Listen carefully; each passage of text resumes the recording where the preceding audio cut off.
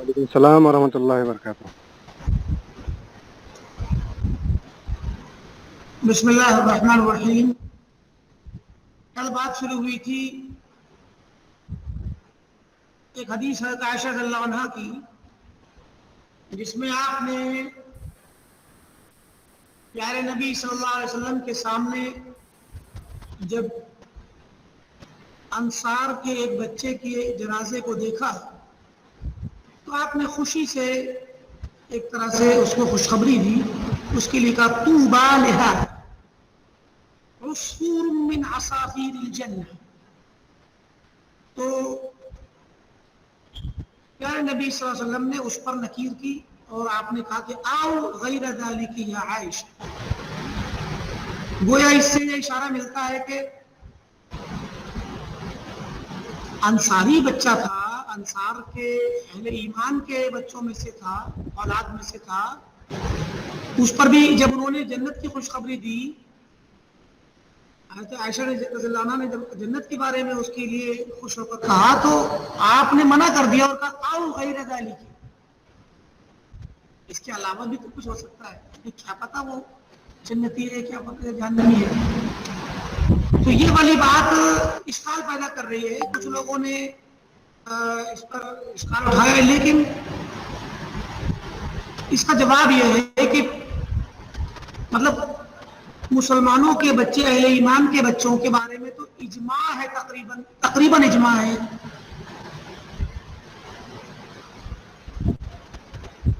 کہ وہ جنت میں جائیں۔ وہ بچے جو نابالغ ہوں، چاہے وہ پیدائش کے ساتھ ہی انتقال کر جائیں، کچھ مہینے بعد ہو کہ کچھ سال بعد ہو، بلوغت سے پہلے تک وہ بچے شمار ہوں گے، اطفال المومنین یہ مسلمین، اور وہ ان پر کوئی عذاب نہیں ہے، وہ جنت میں جائیں۔ اس پر اجماع ہے، دلیلیں بھی ہیں اس میں صریح ہے۔ تو جب ایسی بات ہے تو اللہ کے وسلم نے یہ کیوں فرمایا کہ آؤ غیر ذالک؟ اس کے دو جواب۔ ایک جواب ہے کہ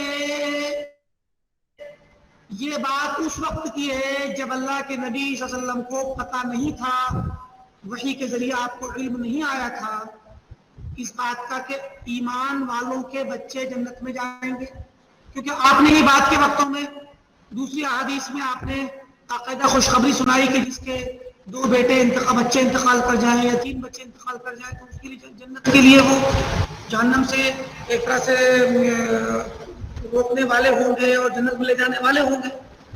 تو اس طرح سے آپ نے خوشخبری سنائی ہے، تو گویا یہ چیز آپ کو بعد میں پتہ چلی شروع میں، اور بہت ساری ایسی باتیں جو اللہ کے وسلم کو پہلے سے شروع میں پتہ نہیں تھی اور بعد میں بتائی گئی۔ لہذا ایک تو جواب ہے، دوسرا جواب یہ ہے کہ نہیں، بلکہ کیونکہ یہ جواب دینے کے لیے تو پھر آپ کو پتہ کرنا پڑے گا نا کہ تاریخ کا پتہ کرنا ضروری، نسخ کے لیے تاریخ کی ضرورت پڑتی ہے کہ یہ والی بات اللہ نے پہلے کہی ہے بعد میں کہی، کیسے پتہ؟ وہ بشارت پہلے دی جن کے بچے انتقال کر جائیں ان ماں باپ کو، یا یہ والی بات پہلے کہی، اس کی تاریخ کا کچھ پتہ نہیں کر سکتے آپ، الا یہ کہ کہیں پر صراحت آ جائے، یہاں صراحت نہیں ہے، تو یہ والا احتمال ضعیف ہے۔ زیادہ قوی احتمال یہ ہے اور وہی راجح بھی لگتا ہے کہ حضرت عائشہ رضی اللہ تعالی عنہا نے ایک جنازے کو دیکھ کر ایک بچے کے لیے جنت کی خوشخبری دی، تو یہ ایک طرح سے بغیر علم کے کسی بھی بندے کے لیے جنت کی خوشخبری دینا، الشہادہ بالجنہ لمعین، کسی معین اور مخصوص بندے کے لیے جنت کی خوشخبری دینا یا جہنم کی، یہ دونوں چیزیں جائز نہیں شرعاً۔ جنت کی خوشخبری اس کو دی جائے گی جس کی شریعت نے خوشخبری دی ہے۔ تو مطلق اور معین میں فرق، گرچہ عمومی طور پہ مطلق طور پہ مومنوں کے بچے اہل ایمان کے بچے جنت میں جائیں گے، عمومی حکم ہے یہ، تو عمومی آپ بشارت دیجیے. آپ ایک خاص انسان کی، خاص بچے کی طرف دیکھ کر کے آپ اس کو بشارت دے رہے ہیں، تو یہ چیز مطلب حضرت عائشہ نے ایک دم جیسے جنازہ دیکھتے ہی فوراً خوشخبری دی. یہ تو جلد بازی بھی پائی جاتی ہے اس کے اندر. چلیے جلد بازی نہ بھی ہو لیکن قطع کر دیا نا کہ ارے یہ تو جنت کی ایک چڑیا ہے. تو جس طرح اس بچے کے ماں باپ جو انصاری ماں باپ ہیں ان کے لیے، کسی عام مسلمان کے لیے جائز نہیں ہے کہ آپ اس کے لیے خصوصی طور پہ کہیں کہ یہ جنتی ہے، کہ کسی غیر مسلم کے لیے آپ کہیں کہ یہ جہنمی ہے، تو پھر ان کے بچوں کے لیے کیا جائز ہوگا؟ بات سمجھ آ رہی ہے کہ نہیں آ رہی؟ جی سر. اب اللہ کے نبی صلی اللہ علیہ وسلم خود اگر خوشخبری دیتے تو بات وہ تو پھر وحی سے ہوتی نا. حضرت عائشہ نے خود سے کہہ دیا، اسی لیے آپ نے منع کیا کہ او غیر ذالک. عائشہ تم کیا سمجھتی ہو، کیا پتا کچھ اور ہو؟ مطلب ایک طرح سے ان کی بات کو روک دیا، کاٹ دیا کہ نہیں ایسے کہنا صحیح نہیں ہے.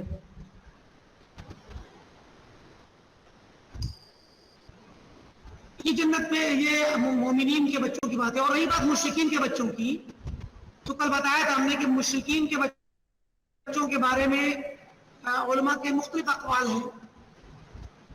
کچھ لوگ کہتے ہیں کہ یہ جہنم میں جائیں گے، کچھ کہتے ہیں اپنے ماں باپ کے تابع رہیں گے. اگر ان کے مطلب بچہ انتقال کر گیا ہے چھوٹے میں ہی لیکن اس کا باپ مسلمان ہو گیا بعد میں، بچہ آج مرا 2 سال بعد مسلمان ہو گیا، باپ ماں باپ دونوں مسلمان ہو گئے،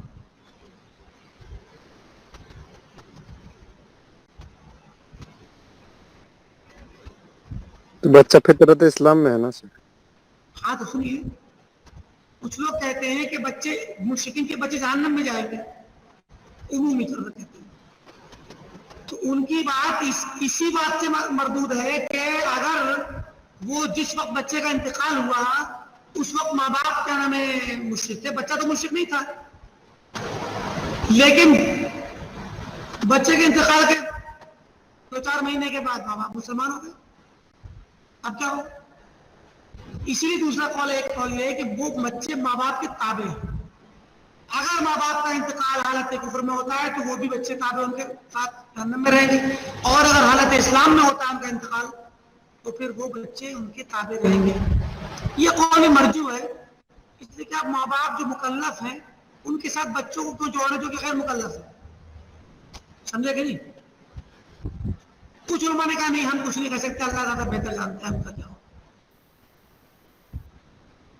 بعض علماء جن میں موجودہ زمانے میں شیخ ابن باز وغیرہ ہیں اور ابن قیم وغیرہ نے بھی، ابن تیمیہ نے بھی یہ کہا ہے کہ وہ لوگ اہل فترہ کے حکم میں ہوں گے. اہل فترہ جن کا امتحان ہوگا مجنون کا، معتوہ کا اور شیخ حرم کا، ایسے لوگوں کا امتحان ہوگا قیامت کے دن. تو بچہ بھی انہی میں ہوگا، بچے کا بھی امتحان ہوگا جو بچہ مشرکین کا ہوگا. یہ بات ابن باز رحمہ اللہ نے راجح قرار دی، ابن قیم نے بھی اور ابن تیمیہ وغیرہ نے، لیکن یہ بات بھی صحیح نہیں.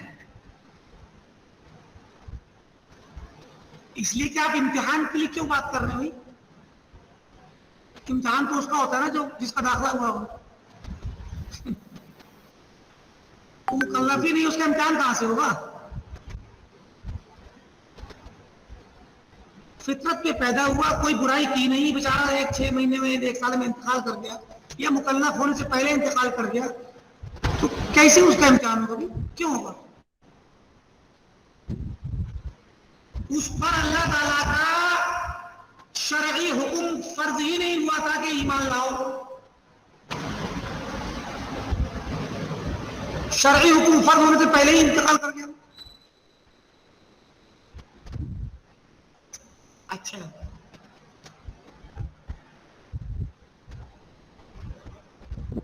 اور بھی اقوال ہیں بہت سارے، کیا نام ہے،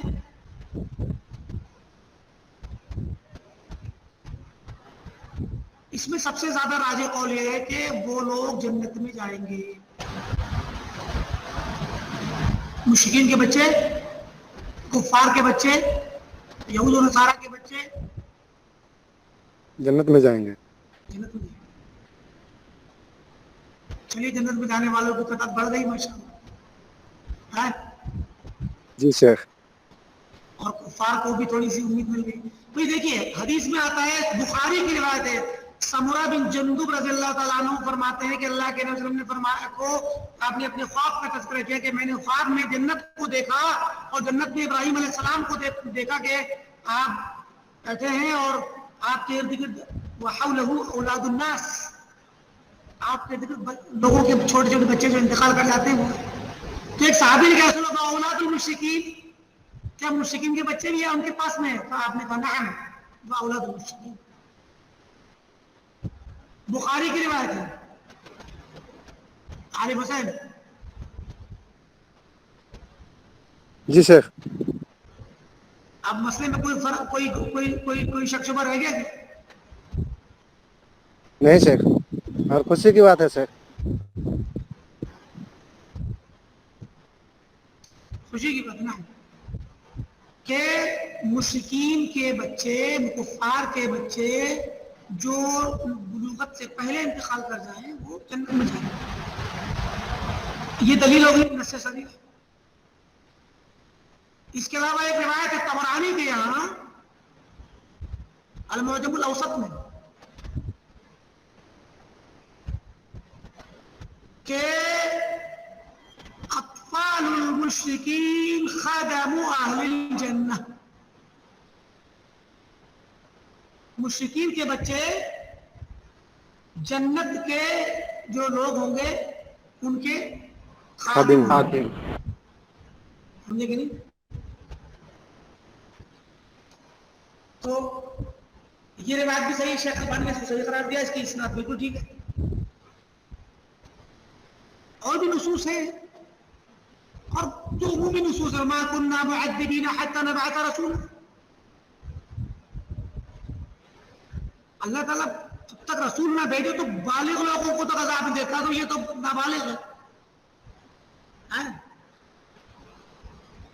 اس نے کبھی کوئی برائی کی ہی نہیں، جو کچھ بھی کیا اور اگر بڑا ہو کے انتقال کر کے 8-10 سال کا بلوغت سے پہلے تو وہ تو مرفوع القلم ہے، رفع القلم عن ثلاثة وعن الصبي حتى يحتلم كل مولود يولد على الفطرة خلقت عبادي حنفاء.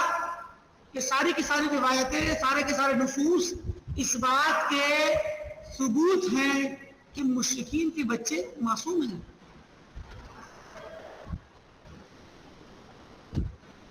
ہر بچہ فطرت اسلام پہ پیدا ہوتا ہے، تو اس لحاظ سے جب تک وہ بالغ نہ ہو ہم مشرکین کے بچے کو بھی مسلمان کہہ سکتے ہیں؟ مشرکین کے بچے کو مسلمان جب شرعی طور پہ تو مسلم کہیں گے آپ، اس لیے کہ فطرت اسلامیہ پر ہے وہ. لیکن چونکہ بچہ اپنے ماں باپ کے تابع ہوتا ہے تو دھیرے دھیرے بچپن سے ہی وہ اپنے ان چیزوں میں بزی رہتا ہے، تو ہم اس کو مطلب حکم کے طور پہ کہیں گے نام مت دینا اس کو مسلمان کا. جی جی جی. حکمن مسلمان ہیں جب تک کہ وہ بالغ نہ ہو جائے. چلیے. لیکن شیخ پنڈت سے ملاقات ہوئی تھی، وہ بول رہے ہو تم لوگ مسلمان بنا دیتے ہو، ختنہ کر. ختنہ کو اسلام تھوڑے ہے کہ اسلام ختنہ کرے تو مسلمان نہ کرے تو مسلمان نہیں ہوگا. نہیں شیخ، اس کے کہنے کا مطلب یہ تھا کہ وہ کہتے ہیں ہندو دھرم میں پیدا ہوتا ہے لیکن تم لوگ کہنا دیکھیے کیا ایسا اسے ہے، مسلم بنا دیتے ہو. کہنا قیامت کے دن بھی بغیر ختنہ کے ہی رہیں گے. قیامت کے دن بھی پیدا ہو کے اٹھیں گے تو ختنہ نہیں ہوگی. ٹھیک ہے. اسلام میں مسئلہ ختنہ کا یہ نہیں ہے کہ اس سے اسلام جب تک ختنہ نہیں ہوگا تو بندہ مسلمان نہیں ہوگا، ایسا نہیں. حالانکہ ختنہ بعض علماء نے واجب کہا ہے، بعض نے مستحب کہا ہے، وہ مسئلہ الگ ہے کہ ٹھیک ہے مستحب ہے کہ واجب ہے، لیکن واجب بھی ہو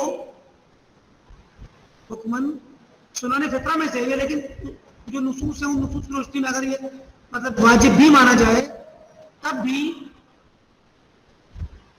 یہ اسلام کے لیے شرط نہیں ہے. مسلمان ہونے کی شرط نہیں ہے کہ بندہ ختنہ ہی کرے. کتنے واجبات ہیں مسلمان چھوڑ دیتے ہیں. داڑھی چھیلنا، تو کیا بندہ مسلمان نہیں رہتا داڑھی چھیلنے کی وجہ سے؟ لوگ نماز نہیں پڑھتے، لوگ زکات نہیں دیتے، لوگ صیام نہیں رکھتے، لیکن ان چیزوں کا اقرار تو کرتے ہیں. وہ الگ مسئلہ ہے کہ نماز نہ پڑھنے والا کافر ہے کہ نہیں ہے. ہم جو راضی کرتے ہیں وہ الگ ہے. لیکن جن علماء نے راضی نہیں، جنہوں نے یہ راضی کیا ہے کہ نماز چھوڑنے والا تساہل یوں سستی میں اور لاپرواہی میں چھوڑنے والا کافر نہیں ہے، کیا ان لوگوں کے نزدیک کو بندہ مطلب کیا نماز چھوڑ دینے سے وہ یعنی وہ یا دوسرے گناہ کر دینے سے وہ مطلب مسلمان نہیں رہا؟ چاہے نماز مسئلہ چھوڑ دیے، اس میں تھوڑا سا وہ ہے. دوسرے کبائر زنا کرنے والا زانی، ایک مسلمان زانی ہے، نعوذ باللہ، شراب پیتا ہے، محرمات ہیں، تو کیا وہ مسلمان نہیں ہے؟ ایسی ایک بندہ ختنہ نہیں کرتا، کیا مسلمان نہیں رہے؟ شریعت کے کسی بھی امر کو، چاہے وہ مستحب ہو یا واجب، اگر اس کا انکار کرے گا اب تو کفر ہے. لیکن اس پر ایمان رکھے، اس کو واجب مانے یا حرام کو حرام مانے اور پھر اس کی مخالفت کرے تو وہ اسلام سے خارج نہیں ہوتا، گنہگار ہوتا. ٹھیک ہے، ایک بندہ مسلمان ہے، ختنہ نہیں کی اس نے،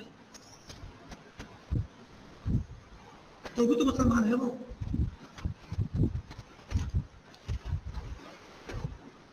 فطرت میں پیدا ہوتے ہیں کچھ چیزیں، یہ جو فطرت کی ہیں ان میں شریعت نے کیا انبیاء علیہ السلام نے ان چیزوں کی ترغیب دی، اور انبیاء آئے ہمیشہ پاک صاف رکھوانے کے لیے، اور انبیاء کی تعلیم نے لوگوں کو دین سے جوڑا، تو لوگوں کی دین اور دنیا دونوں کی کامیابی کے لیے شریعت شرائع ان کے آئے.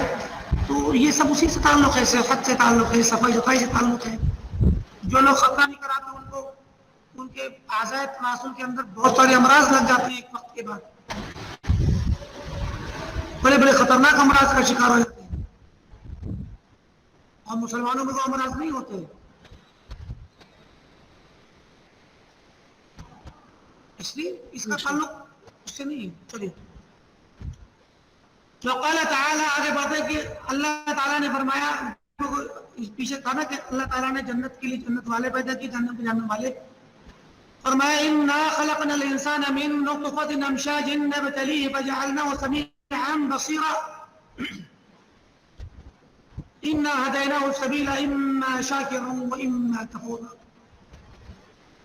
کہ اللہ تعالیٰ نے راستہ دکھا دیا، بندہ چاہے شکر گزار بنے چاہے وہ ناشکر بنے. یہاں پر ہدیناہ سے مراد ہدایت شرعیہ نہیں بلکہ ہدایت کونیہ ہے. ہدایت عامہ جس کا مطلب ہوتا ہے راستہ دکھلانا، ارشاد، توجیہ، تعلیم، تبلیغ، اخبار، ابلاغ، ہدایت عامہ. اور یہ اہم ہے اس والی ہدایت سے جو کہ خصوصی ہے. اچھا، وہ عام منہا، اس سے بھی زیادہ عمومی ہدایت ایک اور آتی ہے کہ مطلب الذی اعطى كل شيء خلقه ثم هدى، اللہ نے ہر چیز کو اس کی تخلیق بخشی اور پھر ہدایت دے دی، جینے کا طریقہ سکھلایا، اچھے برے کے بارے میں ہدایت کا ایک عام اصول بتا دیا. لیکن عمومی طور پہ جو بتلا دیا گیا ہدایت دے دی گئی. عمومی ہدایت یہ کائناتی ہدایت ہے جس کا تعلق فطرت سے ہے، تعلیم سے ہے، سمجھ سے ہے اور اچھے برے کی تمیز سے ہے. یہ ہدایت تو سب کو ملی ہوئی ہے، لیکن وہ ہدایت انک لا تہدی من احببت ولکن اللہ یہدی من یشاء، یہاں پر ہدایت خاصہ ہدایت شرعیہ مراد ہے، جس سے مطلب ہوتا ہے توفیق، عمل صالح اور ایمان کی توفیق، عمل سے نوازنا، ایمان سے نوازنا، اس کی طرف لے جانا، اس پر اس کے حلقہ بگوش ہو جانا. تو فرمایا کہ فل موجودات نوعان، جتنی بھی موجودات ہیں وہ دو طرح کی ہیں. نمبر ایک مسخر بطبعہ، جو فطرتاً اپنی طبیعت کے اعتبار سے مسخر ہے، طے شدہ سیٹنگ کے ساتھ چل رہی ہے، مقرر کر دی گئی ہے، مسخر کر دی گئی ہے. اللہ تعالیٰ نے ایک چیز پر اس کو مقرر کر دیا ہے، فطرتاً مقرر ہے، والثانی متحرک بارادتی، بلکہ مسخر بطبعی کے مقابلے میں مخیر بارادتی ہی کہتے ہیں، زیادہ اچھا تھا۔ مخیر ہے، وہ اپنے اختیار کرنے والا ہے، اپنے ارادے سے جو چاہے اختیار کرے، تو متحرک بارادتی اپنے ارادے سے حرکت کرنے والا ہے۔ فہذا الاول، تو اللہ تعالیٰ نے پہلی قسم کے لوگوں کو، جن کو موجودات کو ہدایت دی، لما سخرہ لہو، اس چیز کے لیے جس کے لیے اسے مسخر کیا ہے طبیعتاً، جس کام کے لیے اللہ نے اس کو بنایا ہے فطرتاً، اس کو ہدایت دے دی اسی کام کی۔ وَهَدَى الثَّانِي ہدایتاً ارادیتاً، اور دوسرے کو ہدایت دی، دوسری قسم کے لوگوں کو ایسی ہدایت جو ارادی ہو، جس کا تعلق ارادے سے ہو، تابعہ لشعورہ، جو اس بندے کے خود کے شعور اور احساس، اس کے علم اور اس کی جانکاری کے تابع ہو کہ کون سی چیز اس کے لیے فائدے مند ہے، کون سی چیز نقصان دہ ہے، ان چیزوں کا جو علم اس کے پاس ہے، اس علم کے تابع ہے وہ ہدایت، اس کے ارادے کے ساتھ چلتی ہے، اس کے شعور کے مطابق ہے۔ اللہ نے یا اس کو تعلیم دے دی، یہاں پر ہدایت عامہ کی تفسیر جو ہو رہی ہے وہ تعلیم ہے، بتلا دیا کہ یہ صحیح ہے غلط، یہ نفع بخش ہے نقصان دہ، یہ اچھا یہ برا۔ تو اب جو مخلوقات اپنی فطرت سے مسخر ہیں، جیسے جانور وغیرہ، جانور ہیں، کیڑے مکوڑے ہیں، جمادات ہیں، حیوانات عامہ ہیں، یہ سب مسخر ہیں، اللہ نے ان کو جس کام کے لیے پیدا کیا اس پر طے کر دیا کہ آپ کو اسی پہ چلنا ہے، تو ان کو ہدایت دی اس کام کی جس پر ان کو پیدا کیا ہے، وہ کبھی بھی اس سے ہٹ نہیں سکتے۔ جانوروں میں کوئی کافر اور مسلم نہیں ہوتا، سب مسلم ہوتے ہیں۔ اور دوسری قسم ہے ان موجودات کی جن کو اللہ تعالیٰ نے ارادہ دیا ہے اور ارادے کے ساتھ وہ اس ہدایت کے مطابق جو چاہے کریں۔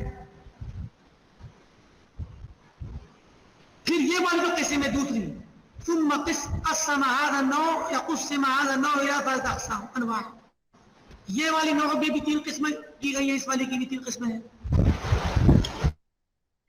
نوع لا يريد الا الخير، ایک وہ قسم ہے جو نہیں ارادہ کرتی مگر خیر کا، ہمیشہ اس کو ارادہ تو اس کا ہے، وہ مسخر اور مجبر نہیں ہے،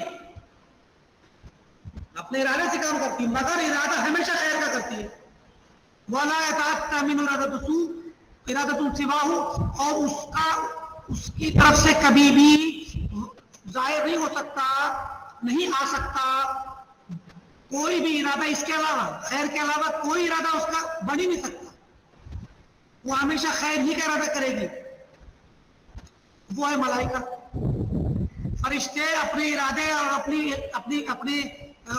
اپنی سوچ اور اپنے اختیار سے کرتے ہیں، مگر اللہ تعالیٰ نے ان کو توفیق دی ہوئی ہے خیر کی، تو وہ خیر کے سوا کبھی کچھ کر ہی نہیں سکتے، خیر ہی کریں گے، ان کا ارادہ خیر کے خلاف آ ہی نہیں سکتا۔ وَنَوْعٌ لَا يُرِيدُ إِلَّا الشَّرَّ، اور ایک قسم ایسی جو سوائے شر کے کچھ اور سوچ ہی نہیں سکتی۔ وَلَا يَتَعَتَّى مِنْ إِرَادَةٍ سِوَاهُ، اور شر کے سوا کوئی دوسرا ارادہ اس کی طرف سے آ ہی نہیں سکتا۔ الشیاطین جیسے شیطان، تو یہ عموم غالب کے لیے ہے، ورنہ بسا اوقات شیطان بھی خیر کی بات بتا جاتا ہے، تو یہ شاذ و نادر ہے، ورنہ عمومی طور پر شیطان کا کام یہ نہیں کہ وہ خیر و بھلائی کی بات بتائے، لیکن ہاں بسا اوقات بعض خیر قلیل کی بات وہ بتاتا ہے، ایسی خیر قلیل جو شر کثیر کی طرف لے جائے، مدد کرتا ہے اس خیر قلیل میں، راستہ بھی دکھاتا ہے، ارادے بناتا ہے، عزم بناتا ہے، مدد خود بہت سارے کرشمے دکھاتا ہے ایسے لوگوں کو، جتنے بھی بدعتی لوگ ہیں اور صوفیہ اور جو رائے راست سے ہٹے ہوئے ان کے وہ کہتے ہیں ہمیں خضر علیہ السلام دکھتے ہیں، وہ خضر بن کے جاتا بھی ان کے پاس تاکہ وہ ان عبادتوں میں لگے رہیں جو عبادتیں کر رہے ہیں. یہ خیر کے کام جو چھوٹے موٹے ہیں وہ بظاہر جو ایسی خیر جو بظاہر دیکھنے میں خیر ہے اس کو کرواتا ہے. تبلیغی جماعت کے لوگ جو جنون کی طرح تبلیغ میں لگے رہتے ہیں، بہت مزہ آتا ہے ان کو تبلیغ میں. اگر ان کو اس سے ہٹانے والا کوئی ہے ہی نہیں. آپ ابھی صلاۃ پڑھنے جائیے، آپ کو روکنے کے لیے شیطان اگر آپ کو دکھ جائے نا تو دھکا دے رہا ہوگا پیچھے ہو کے واپس جا مسجد میں مت جا، روک رہا ہوگا، جال بچھا رہا ہوگا روکنے کے لیے. بستر پہ آپ کو لٹائے سلانے کی تھک کبھی دینے کے لیے پتہ نہیں کیا کیا کرتا ہوگا، کیونکہ وہ یہ خیر محض ہے اسی لیے اس سے روکتا ہے. اور اگر اسے پتا ہو کہ یہ ایسی عبادت کے لیے نکل رہا ہے جو بدعتوں کی طرف لے جانے والی ہے، یا یہ صلاۃ فجر تو پڑھنے جا رہا ہے مگر اس صلاۃ فجر کے ساتھ بہت ساری بدعتیں کرے گا اور صلاۃ فجر کے بعد بھی بدعتیں ایجاد کرے گا، تو وہ آپ اٹھا دے گا، کچھ نہیں جائے گا بھاگ جائے گا اور آپ بہت فریش ہو کر اٹھیں گے، مدد کرے گا آپ کی. کیونکہ اس کو معلوم ہے کہ یہ صلاۃ تو پڑھ رہا ہے مگر اس سے پہلے اور اس کے بعد جو کام کرنے جا رہا ہے نا یہ اس صلاۃ سے کتنی زیادہ خطرناک ہے. تو کوئی بات نہیں، تھوڑا انویسٹمنٹ کر لو. وہ تھوڑا انویسٹمنٹ کرتا ہے اور وہاں آپ کی مدد بھی کرتا ہے صلاۃ میں، کیونکہ معلوم ہے اس کو کہ صلاۃ کے بعد یہ حلقہ بنا کے بیٹھے گا اور بدعتوں کی تعلیم دے گا. جماعت تبلیغ والوں کے ساتھ یہی معاملہ ہے. تو شیطان یہ جو چیز ہے یہ ایک مطلب اگر دیکھا جائے تو آیات کے اعتبار سے شیطان کی شر ہی کے ارادے ہیں، یہ وہ شر کی وجہ سے ہی یہ کام کرتا ہے. تو اس لیے کہنا میں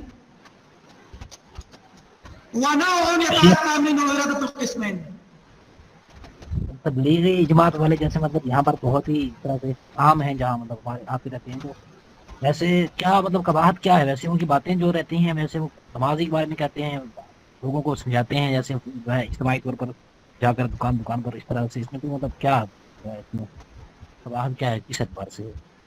سوال آپ کو بہت چھوٹا ہے لیکن جواب بہت بڑا چاہتا ہے، ٹھیک ہے. اور جو قباحتیں بتانے کے لیے ظاہر ہے ڈیٹیل میں جانا پڑے گا، مختصر میں تو آپ سمجھ بھی نہیں پائیں گے کہ کیا قباحت ہے. چلیے مختصر جواب دے دیتے ہیں آپ کو. قباحت ہے بدعت کی نشر و اشاعت اور تعطیل شریعت. مقصد کے طور پر تعطیل شریعت اور ذرائع کے اعتبار سے بدعات کی نشر و اشاعت، بس ختم.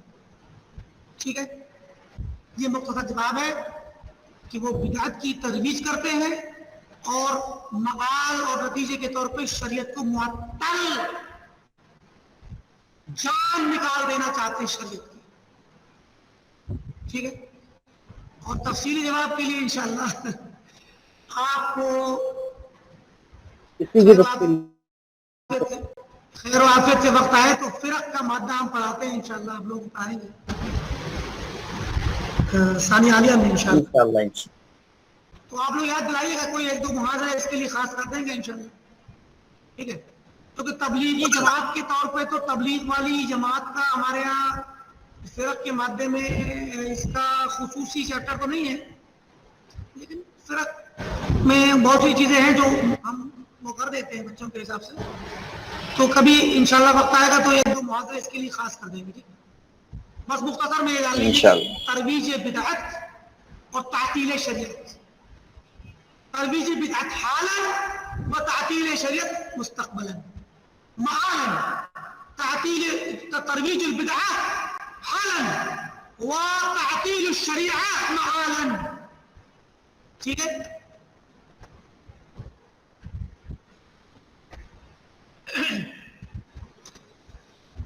وَنَوْعٌ يَتَعَتَّى مِنْهُ إِرَادَةُ الْقِسْمَيْنِ، اور ایک قسم ایسی ہے جس سے دونوں قسموں والے ارادے آتے ہیں.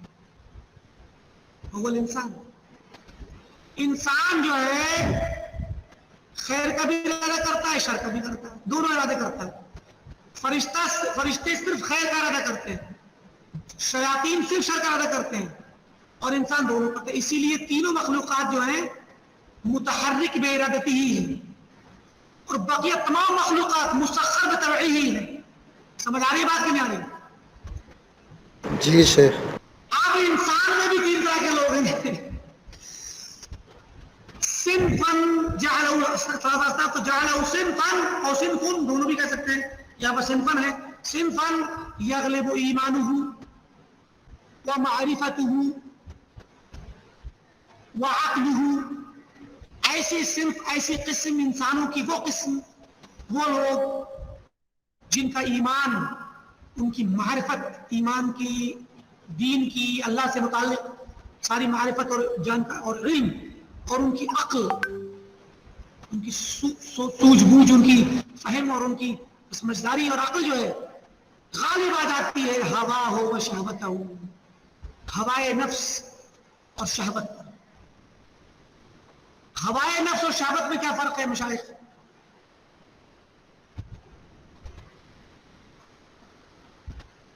شہوات یعنی کہ اللہ رب العالمین نے جن چیزوں کو حلال کیا یا حرام کیا ہے تو اپنی خواہش کی تابع بنا لیں، شہوت۔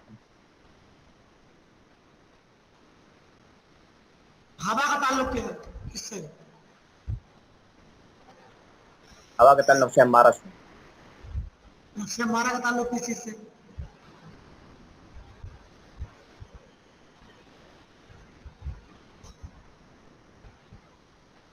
دیکھیے جواب تقریباً آپ کا مطلب آ گیا ہے، لیکن وضاحت میں ہوتا یہ ہوا کا تعلق نفس، یا کہیے کہ ایک طرح سے انسان کی، مطلب انسان دو چیز کا مجموعہ ہے نا، ایک جسم کا، ایک روح کا یا نفس کا۔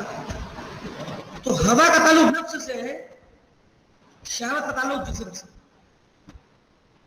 شہوت مطلب خواہشات جسم، کھانے پینے کی ہو یا دوسری جسمانی ضرورتیں ہوں، وہ سب خواہشات شہوت میں جاتی ہیں۔ انسان کو دو ہی طرح کی چیزیں گمراہ کرتی ہیں، یا تو ہوا یا شہوت۔ شہوت سے وہ شراب بھی پیے گا، زنا بھی کرے گا، سارے حلال حرام کام کرے گا جن کا تعلق پیسہ کما کے کھانے پینے اور عیش کرنے، دنیا جینے، جسم کے آرام کے لیے ہو، یہ ساری چیزیں جو ہے کیا نام ہے شہوت کے تعلق۔ ہوا کا تعلق اصل میں نفس کی ان چیزوں سے ہے کہ مثلا جس میں عقل بھی تابع ہے، اس کے عقل تابع علم، اس کا غلط لوگوں سے کے ساتھ بیٹھ کے غلط علم سیکھے اور پھر شبہات پیدا کرے، الحاد میں جائے، کفر میں جائے، بدعتیں ایجاد کرے۔ سمجھ رہے کہ نہیں؟ ہوا کا تعلق اصل میں علمی اور عقلی، نفسیاتی، غیر محسوس چیزوں سے ہوتا ہے جو انسان کو بہکاتی ہیں۔ شہرت پسندی ہوائے نفس ہے، طبیعت میں یہ چیز اندر سے چاہت پیدا ہوتی ہے اور وہ نفسی ہوتی ہے وہ چیز۔ یہ اور بات ہے کہ اس کے نتیجے میں شہوت بھی ملتی ہے انسان کو، جسم کا آرام ملے گا، اچھا لگے گا، اس کو اچھے اچھے مقامات تک پہنچے گا، منصب، کوئی کرسی حاصل کرنے کی خواہش، یہ ہوائے نفس ہے۔ بڑا بننے کی خواہش، لیڈر بننے کی خواہش، عقلی فساد، یہ سب ہوائے نفس کے تابع ہیں۔ جسمانی جو آرام ہے، جسمانی لذات، ملذات جو ہیں، وہ سب شہوت کے تابع ہیں۔ تو ہوتا کیا ہے کہ اس کا ایمان، اس کی معرفت اور اس کی عقل غالب آ جاتی ہے اس کی ہوائے نفس پر اور اس کی شہوتوں پر۔ تو پھر وہ بندہ ایمان کی زندگی گزارتا ہے تو وہ یلحق بالملائکہ، تو وہ فرشتوں سے ملحق ہو جاتا ہے۔ وہ صنفاً عکس، اور ایک صنف بالکل اس کی الٹی ہے، جس کی ہوائے نفس اس کے اوپر غالب آ جائے اس کی خواہشات نفس اس کے ایمان پر، اس کی عقل پہ، اس کے علم پر غالب آ جائے. لوگ آج کل علم ہے لیکن ہوائے نفس کے تابع ہیں یا جسم کی شہوت کے تابع ہیں، تو ہر وہ کام کر بیٹھتے ہیں جو شرعاً ممنوع ہے. اپنی کرسی اپنی شہرت کے خاطر ظلم بھی کریں گے لوگوں کے ساتھ، یا حقوق کی پامالی بھی کریں گے، ناجائز بھی کریں گے، اپنا ہوائے نفس کے لیے اپنی جو ہے وہ چاہیے. جسم کی خاطر سب کچھ کر بیٹھیں گے، شہوت کی خاطر سب کچھ کر بیٹھیں گے. تو مراد ہے کہ کچھ لوگ ایسے ہیں جن کی شہوت اور ان کی ہوا ان کے ایمان، ان کی عقل، ان کی سوجھ بوجھ، ان کی سمجھ اور ان کی معرفت اور ان کے علم پہ غالب آ جاتی ہے، تو وہ یلحق بالشیاطین، شیطانوں سے ملاق ہو جاتے ہیں. وَصِنْفٌ تَغْلِبُ شَهْوَتُهُ الْبَهِيمِ عَقْلَهُ، اور ان دونوں میں تیسرا کوئی نہیں، لیکن ایک تیسرا اس دوسرے میں کا تیسرا بنتا ہے. دوسرا والا جس پہ جو شیاطین سے ملاق ہے نا، اسی میں کی ایک قسم زیادہ خراب ہو جاتی ہے. تو کیا ہوتا ہے کہ شہوت بہیمیہ اس کی غالب آ جاتی ہے اس کی عقل پر، تو وہ جانوروں سے ملک ہو جاتا ہے. جو لوگ ریپ کرتے ہیں نا، وہ یہی درندے جانور ہوتے ہیں. ان کی جسمانی شہوت جو ہے شہوت بہیمیہ، جانور والی شہوت جو ہے وہ ان کی عقل پہ غالب آ جاتی ہے. عقل کا مطلب یہ ہوتا ہے کہ عقل اس لیے کہا گیا کہ وہ صحیح غلط میں تمیز کرے.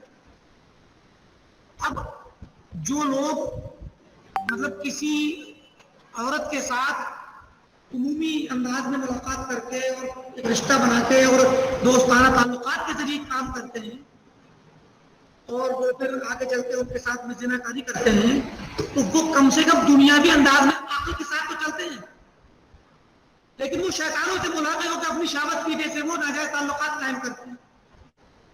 مگر جو لوگ کسی لڑکی کو دیکھ کر نہتا اکیلے دیکھ کر یا کسی لیٹ نائٹ وقت میں کہیں پر دیکھ کر کے اگر اس پر حملہ کریں یا اس کو اٹھا کے لے جائیں، اغوا کر لیں یا اس کو کیا نام ہے اس کا ریپ کریں، تو یہ لوگ جو ہوتے ہیں یہ جانور ہوتے ہیں، ان کی عقل کام نہیں کرتی.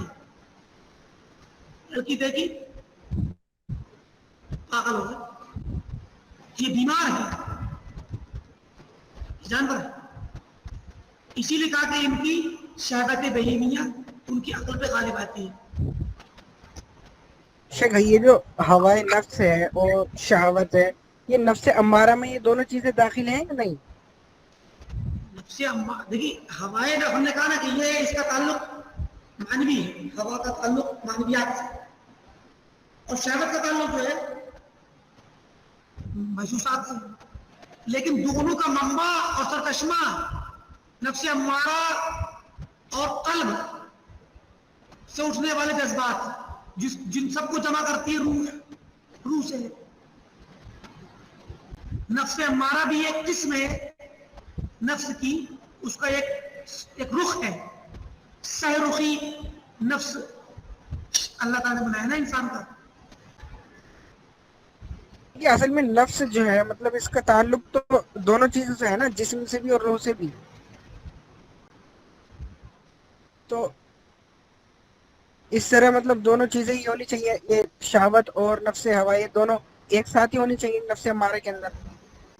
نہیں مطلب یہ ہے کہ نفس امارہ کا کام ہے برائی کا حکم دینا، ٹھیک؟ تو نفس امارہ برائیوں کو جو حکم دیتا ہے وہ برائیاں دو طرح کی ہوتی ہیں. کچھ چیزیں ایسی جن کا تعلق شہوت سے ہے، کچھ چیزیں ایسی ہیں جن کا تعلق ہوا سے. تو بھی خواہشات ہی ترجمہ کرتے ہیں اردو میں. تو ہوا کا مطلب ہے خواہشات. خواہشات دو طرح کی ہوتی ہیں نا، ایک وہ خواہشات جن کا تعلق جسم سے ہو، اور وہ خواہشات جس کا تعلق عقل سے ہو، دماغ سے ہو. دماغی قوت کو بھی نفسیاتی قوت کہا جاتا ہے، جانتے کہ نہیں آپ؟ جی جی.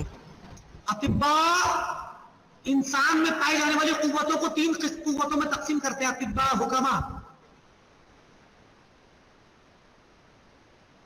نمبر 1 قوت نفسانی، نمبر 2 قوت طبعی یا قوت فطری قوت، نمبر 3 قوت حیوانی، قوت نفسانی، قوت طبعی۔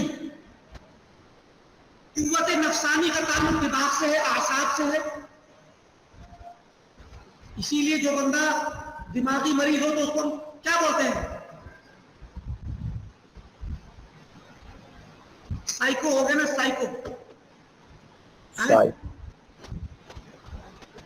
سائیکولوجیکل بیمار ہو جاتا ہے،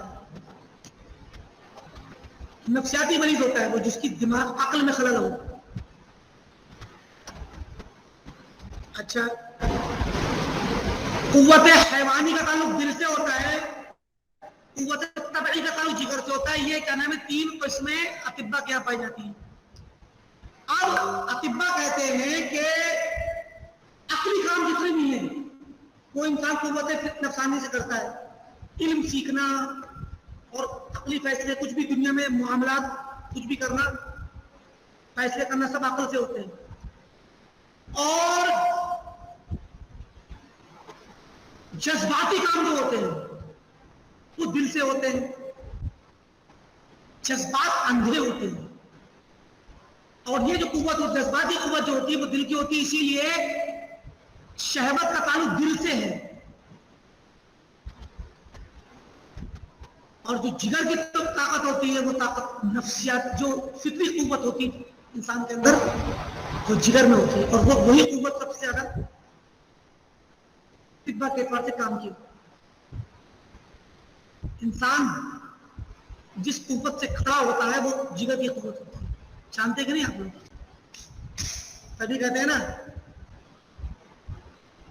چاہیے جگرے میں دم ہے تو آ لڑ لے، جگر میں دم ہے، کہتے ہیں نا جگر میں دم ہے، سینے میں جگر ہے کہ نہیں، کہتے کہ نہیں کہتے ہیں؟ لڑنے کے لیے جب بلاتے ہیں تو جگر کی بات کرتے ہیں، دل کی نہیں۔ جی شیخ، جی جی جی جو جگر، ہاں جگرا ہے کہ نہیں ہے جگرا؟ کریجا بولا تھا شیخ، کریجا۔ کلیجہ بھی اسے بولتے، کلیجہ بھی یہی ہے، جگر بھی کلیجہ ہی ہوتا ہے۔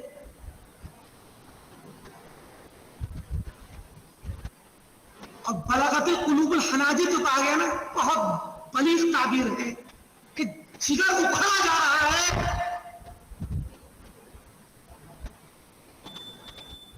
بلاغت القلوب کہا گیا، جذبات کی وجہ سے، جی جی، یہ مطلب جگر، جذبات کی وجہ سے دل اکھڑے جا رہے ہیں، جذبات کا تعلق۔